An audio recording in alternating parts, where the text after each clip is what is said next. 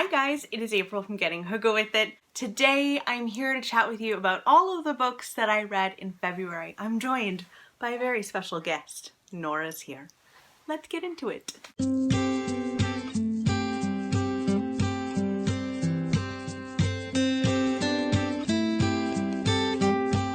I have 6 books that I want to talk to you about here. That does not mean that I read 6 books, like whatsoever. But I have 6 that I need to discuss with you. Before we get into this video, I just wanted to ask you to give this video a thumbs up if you liked it. It really supports my channel. And then also subscribe and hang out with me more if you haven't done so already. So yes, Nora is going to hang out with us. What do you think? You want to hang out with Mama while she films? Oh dear, I'm about to get my hair pulled. She's going to read Little Feminists while we're talking. Hey, you gonna hang out with some Frida Kahlo? All right, so I had a pretty good reading month overall. Not bad, just not a lot.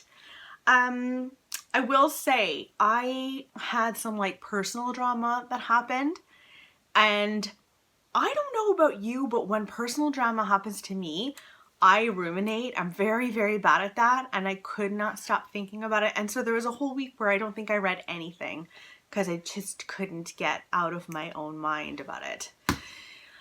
Whatever. But first we're going to talk about a DNF and then move into the books that I read. First up is The Baker's Secret. This is a DNF. This is a World War II book. I thought I would love it because it's World War II book about the Nazis have invaded France, and we meet a girl who works at a bakery, and she starts baking secret notes to help the resistance.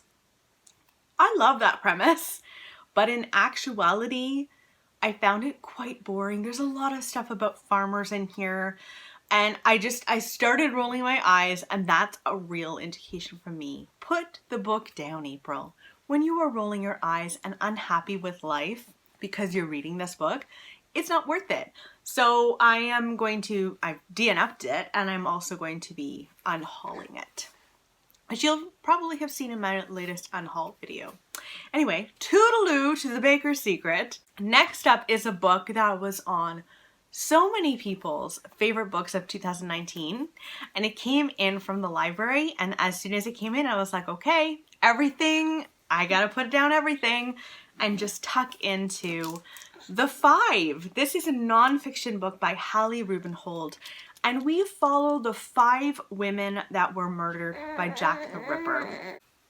What was so fascinating and great about this book was that, I mean, when you think of Jack the Ripper, people don't really think much about his victims besides the idea that they have in their head that they were all prostitutes.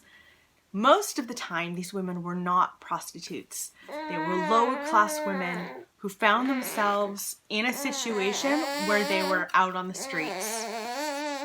Okay.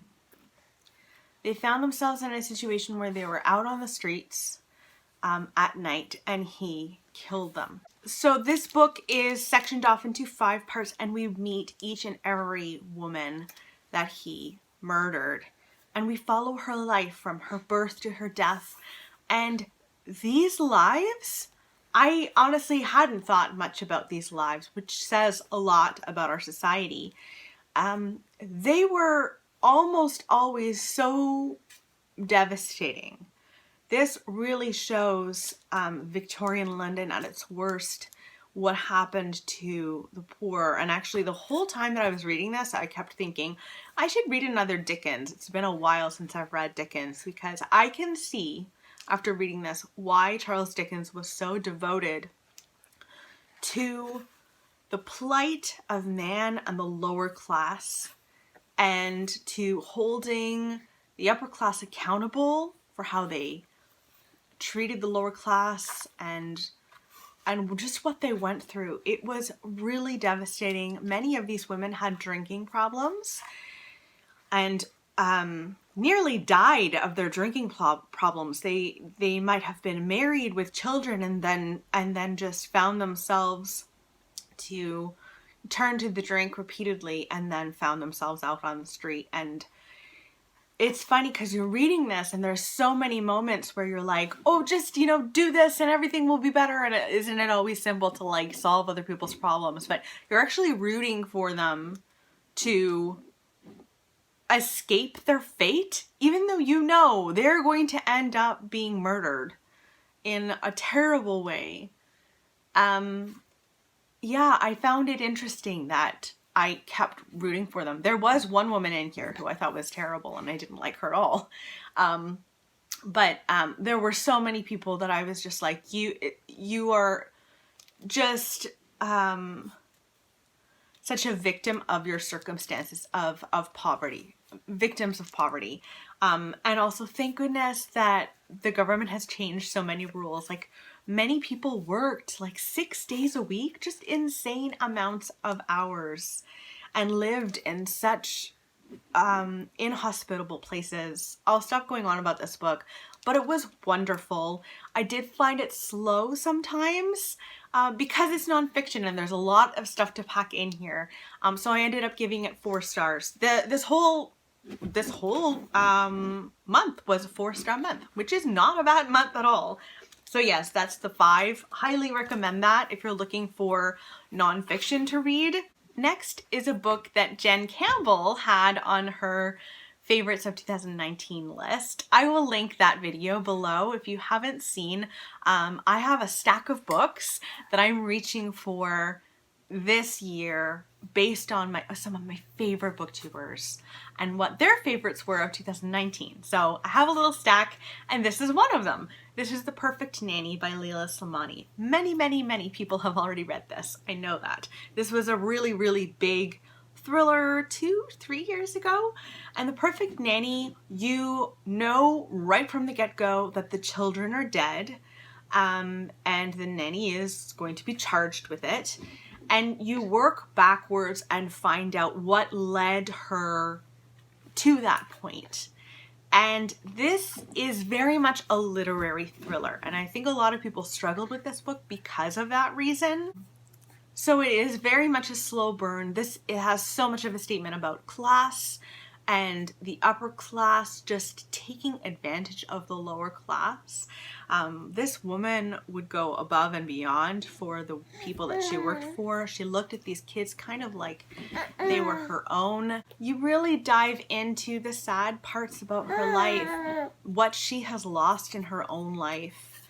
And I thought it was really beautifully written, and it was really hard to get into the head of someone who just has so little hope, and who is struggling so much and trying so hard to be valuable. And it was really hard to read. The first chapter is about the state of the children, the dead children. That was hard to read. I will give a little warning about that.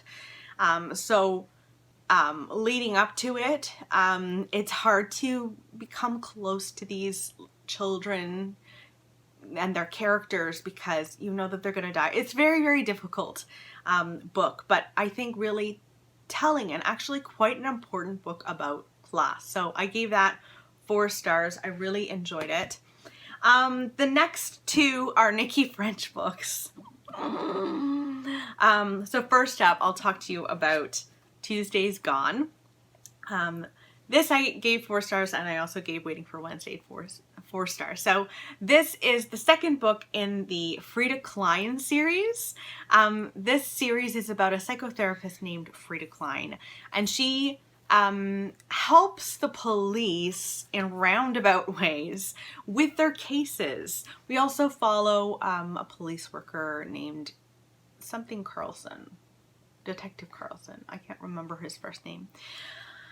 In this book, we meet a woman who is a collector of sorts, very strange collector. We have a social worker coming to visit her because she has mental problems, and the social worker comes in and she meets this woman, and the woman is serving tea to a very dead man.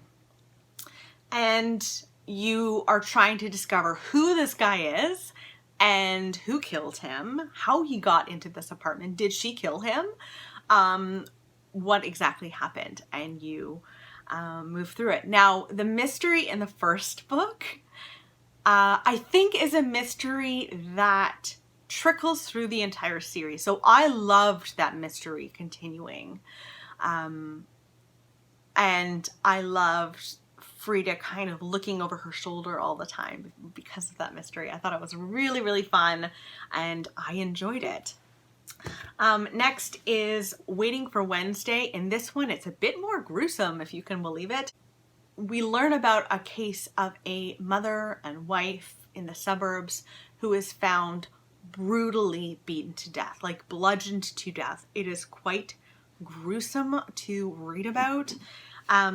She's bludgeoned to death, and you find out, or the inspectors find out, that she actually had a double life. She has all of these secrets, and you wouldn't think it.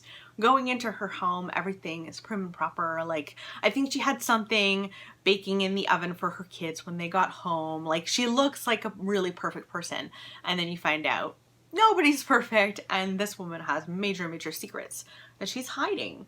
And so you're trying to find out who she really was, and also you're trying to find out who killed her and who had the motive to kill her. And again, Frida is on the case kind of in a roundabout way in this scenario. She is kind of working, she's working essentially with the kids in this case. Sadly, this woman was a mother of 3 or 4, and Frida is trying to help these kids who've just lost their mother. It's very sad, but also very good. So I really enjoyed Waiting for Wednesday.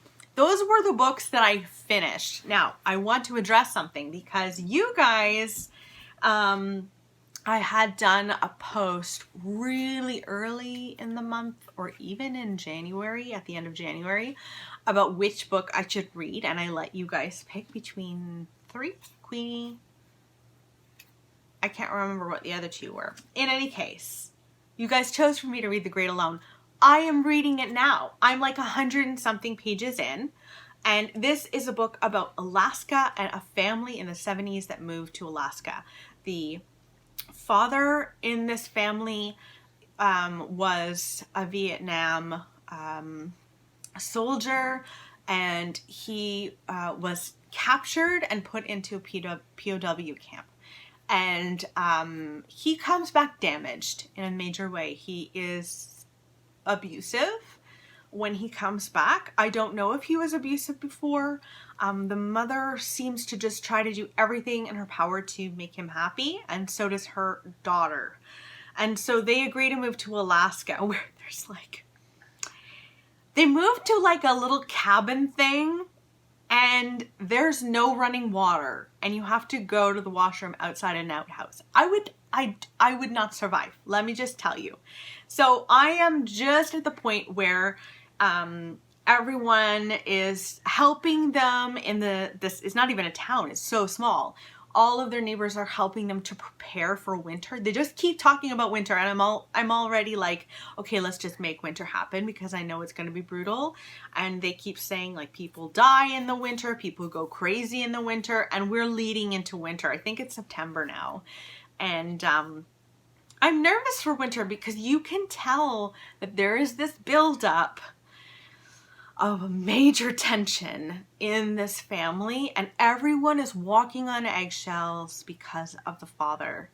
And I know he's going to lose his mind. There's meant to be like bears and wolves and all of these things, and they're being prepared to deal with these outside elements that can be harmful.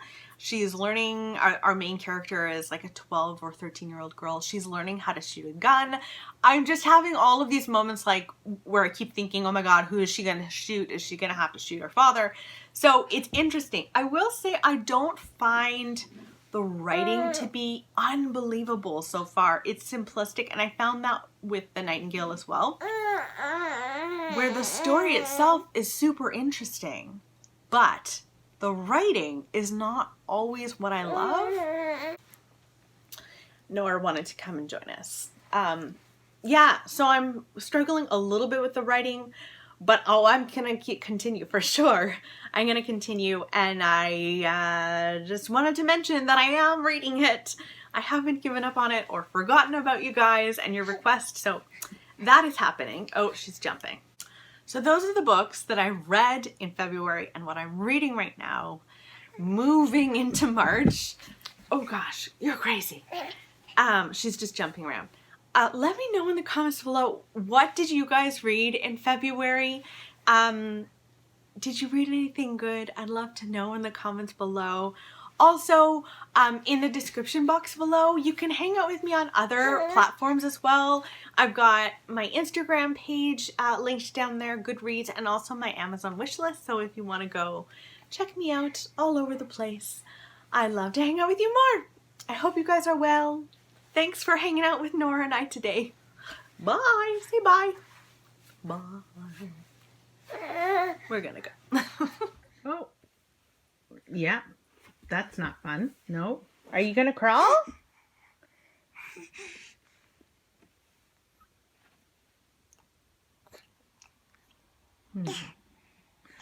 You gonna try and crawl?